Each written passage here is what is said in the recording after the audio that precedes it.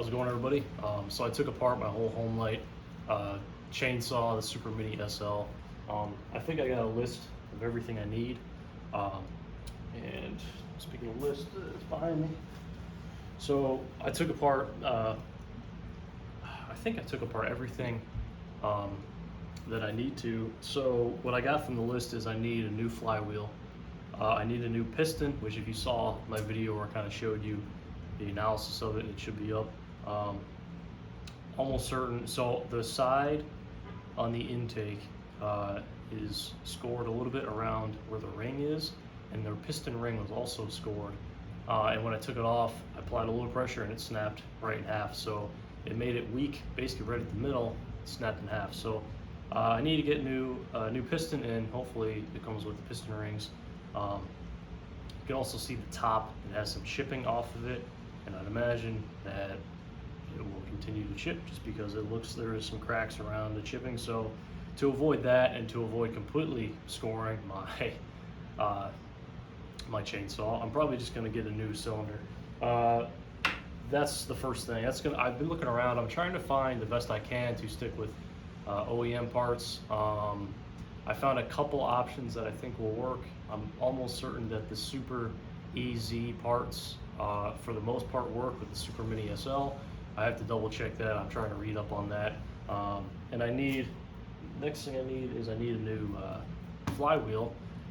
One, because when I was taking it off, I broke two of the teeth on it, which is completely my bad. Like first time I've taken a chainsaw flywheel off, first time using the puller, and I was being dumb. I didn't clog the cylinder to block this originally. I thought I could just wedge a screwdriver in because that's what I've done with other stuff before, and it snapped it clean off. So that's my bad, but also it was in really rough shape. A lot of the teeth have super big chips on it, which actually lines up with, is it over there? Hold on, let me get something real quick. You actually should be able to see in here, there's some pretty, right here, there's a few pretty, like, nasty, like,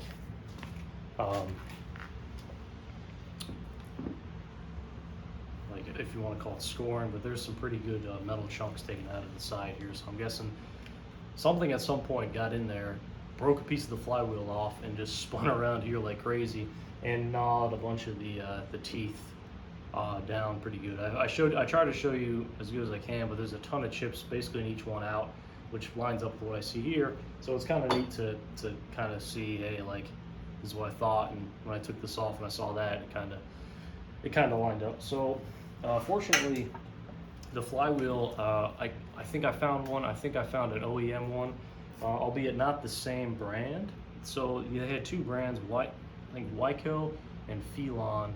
I think it's Felon. I could be wrong. And I think I found the other one, the Felon one.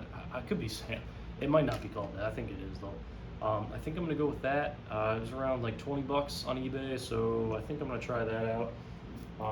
Again, just stick with OEM. I don't know if third-party like manufacturers make like flywheel for that. I'm not sure. But so I need that. I need all new gaskets, which if you saw, not gaskets necessarily, but just the seals basically around the gas and oil cap. Those are completely shot. And when I got the saw, the thing was covered in oil, so I know for a fact it leaked out of the cap. So I need to replace those, but also the gaskets or the seal on the tank that holds the oil and gas in there was bad too, which matches up with why I saw it leaking in some of the spots I did. So I need a new gasket around there. I also need a new base gasket for the what's it called? Like on the bottom of this. Need a new one of those for sure. So basically new gaskets all around. I don't know it yet. So here's my thought, right? So I can buy all those gaskets, and I don't know how much I'm gonna spend on that, or I can go just use gasket maker, which I've used before, and make my own. I don't know, because you would save quite a bit of money doing that way. I'm not sure. I haven't. if you have any thoughts, suggestions on why maybe I wouldn't want to go the route of using gasket maker, like high heat gasket maker, like you use in like car engines and stuff. I mean, it makes sense to me to use that, but maybe there's a reason why you don't. I don't know. I've just seen most builds I've seen they've gotten like an aftermarket gasket. So I'm just trying not to like spend like throw like a ton of money right into it now if I can do it with a gasket maker. I don't know. I'm still thinking of that. I need all new lines for sure. I need new fuel and oil lines. Fortunately, those are, I mean, super cheap, right? So I'm not gonna buy OEM lines, but I'm gonna run new fuel lines and oil lines. I may, hold on, so I think it's like something on or something. I may or may not need new needle bearings. I don't know. When I took it out, I think I collected them all, so we should be good, but when I rebuild it, if I'm missing a few, which I don't think I am, but there's a lot of crevices in my workbench, so one might have slipped under some sawdust or fell between the crack, so I don't know that yet. I don't think it did. Again, a set of needle bearings that I saw was not expensive at all, so I might need those, I don't know. And then I need new reed valves on the for the carburetor, and that, honestly, I think that should be it. I have to clean the carburetor because I mentioned it wasn't idling whatsoever. As soon as you took your finger off the trigger, it would die. So I have to figure out, well, one, what's that problem? Was it just related to the bad lines, the leak? Is there a legitimate compression issue? Is that related to the bad gaskets? I don't know. There's a few things I have to determine. I like to think it was a bad carburetor tune, but the reason why I don't think it is because the saw doesn't look like it was used that much. So I would suggest to me that the person who had it didn't tune it because they didn't use it that much. I'm just looking at basic wear and tear on it, and it looks like it was used for like a small number of things, but maybe the things it was used for maybe weren't really the correct application. I don't know. The chipping in the flywheel case around the brake, it looked a little suspect to me. Just it looked like something got in there at some point. But the wear and tear on the other parts of the saw don't really match up for it to be heavily used. Like the bottom, here I'll get the bottom of it, or the case at least.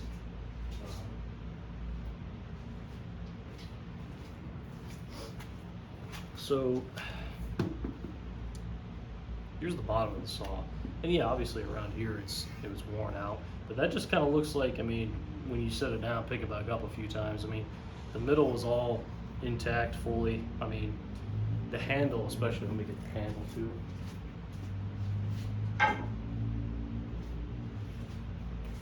But I think the handle is what really leads me to believe that this wasn't used a lot, because the handle, I mean, is almost in perfect shape. I mean, there is 0 chips out of this rubber, and it's over 40 years old. So I would have expected to have some kind of chipping.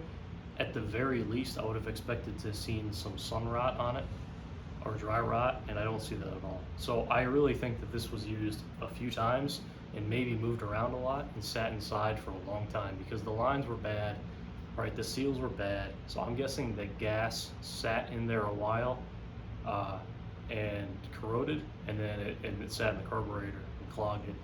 And that's my suspicion, at least. I think this was probably bought for initially a few applications and was not used much at all again. Because all the anti-vibe stuff is, like, the rubber on it is, I would have expected to be shot, and it's not. So it had to have been sitting inside for a while. Anyway, that's what I think. That's what I think happened. Like, it seems to make sense because the saw's in really nice shape, just apart from those things I mentioned. The piston is an interesting one because something at some point got in there and messed it up, messed the top up, and scored the ring and the intake side of the cylinder. My guess, if I had to make a guess, would be that whoever had this saw let it sit, then when they picked it up, let's say a few years later, it wouldn't start because the gas was sitting in there. So they tried to start, it wouldn't start. So then they just took the whole air filter off because the air filter was clogged unbelievably. So they took that off, then they pulled it and they left it running without the air filter on. And something slipped through into the intake. It could have happened.